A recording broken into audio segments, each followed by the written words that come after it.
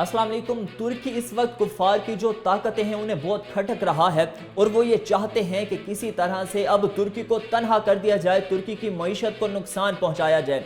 इसकी क्या वजह है? सबसे बड़ी वजह तो ये है कि तुर्क सदर तैयब उर्दवान अब उम्मत मुस्लिमा के एक बड़े लीडर के तौर पे उभरे हैं और वो कुफार की ताकतों को जिस तरह से ललकारते हैं, इसकी मिसाल शायद दुनिया में और बड़े कम लीडर्स में, उम्मत मुस्लिमा के बड़े कम लीडर्स में जो है वो नज़र आई है। पाकिस्तान और तुर्की ये वो दो ममालिक हैं जिनसे कुफार की ताकतों को बड़ा मसला है।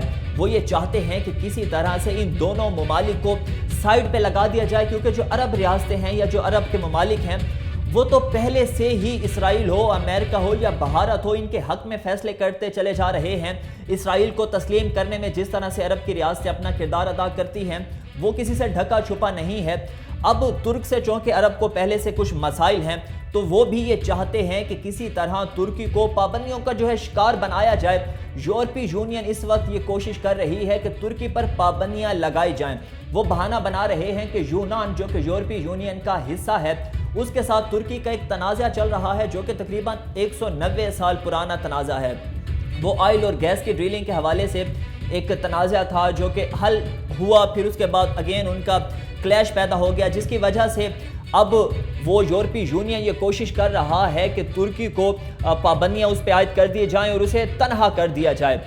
मगर इसके बरक्स जो तुर्की हुकाम है वो ये कहते हैं कि हम बातचीत की कोशिश कर रहे हैं, हम मसाइल को बातचीत के ज़रिए हल करने की कोशिश कर रहे हैं। मगर दूसरी जानिब यूरोपीय यूनियन के ममालिक ने अब इस चीज़ का फैसला कर लिया है कि हर हाल में तुर्की को तनहा करेंगे, उस पर पाबंदियाँ लगाएंगे।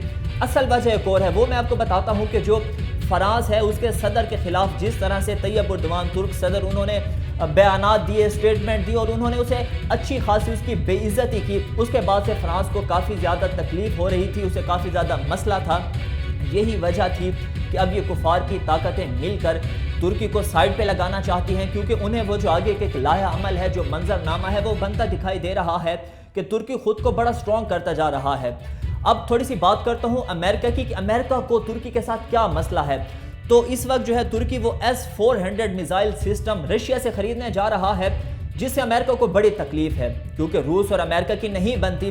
तो यही वजह है कि अब भारत हो, इसराइल हो या अमेरिका हो, इनकी कोशिश है कि किसी तरह तुर्की को साइड पे लगाया जाए, उस पर पाबंदी आयद की जाए। और इसमें अब यूरोपीय यूनियन का जो इजलास होने जा रहा है उसमें बहुत अहम फैसले होंगे।